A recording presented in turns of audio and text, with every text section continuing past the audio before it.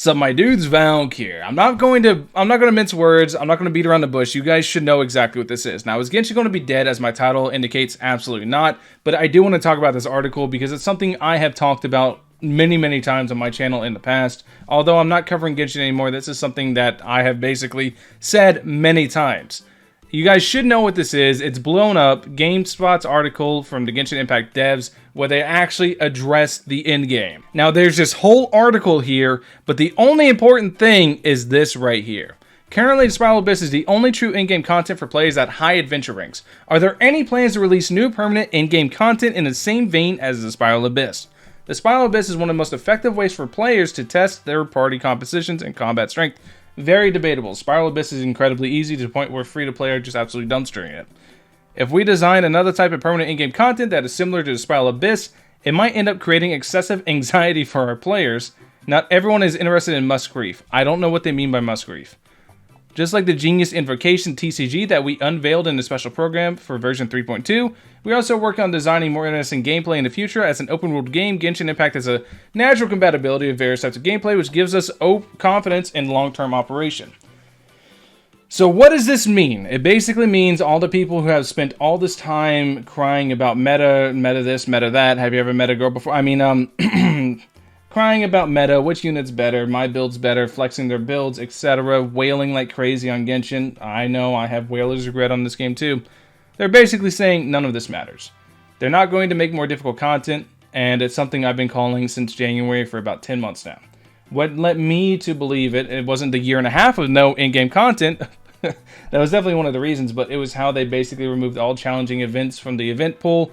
The game got even more casualized, power creep kind of reversed to the point where new characters, with the exception of like Yelan was a very, a good step in the direction of strong characters, but most new characters aren't on the weaker side. And basically I was like, they're not going to progress in-game at all. They're perfectly fine with Bennett being one of the best characters in the game, despite being a launch character.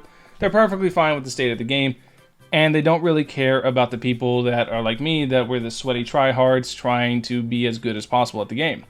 So do I think that this is going to be the death of Genshin? No. It's going to be the death of the hardcore player. Absolutely, they're going to whittle out, because now there is... Before, we had this little thing called hope. But now that they have stated something I've said many times of their game design and the direction they want to take the game, hope is kind of snuffed out. There's not going to be any hope, so I do see a lot of Genshin players potentially stepping away from the game. Very similar to what I did. Hey, Vera in 2.0 is coming in TOF. 14 days. New players to come and check it out. TOF has a very rough early game experience, but if you stick through it, the end game is very fun. You will build lots of camaraderie through your clans and stuff. Just make sure you pick a populated server. I can't speak right now. Make sure your server's populated. You'll have a good time. Trust me. Anyways, that's basically the video. I just wanted to talk about this because it's something I've talked about many times. It's probably the last Genshin Impact video I make in a very long time.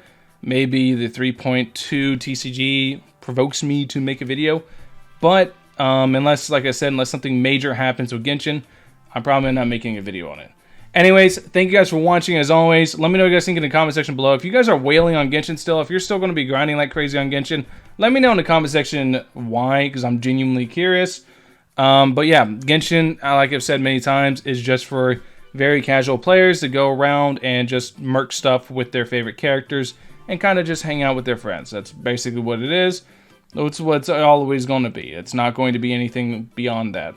Anyways, thank you guys for watching. Catch you guys in the next one. Peace.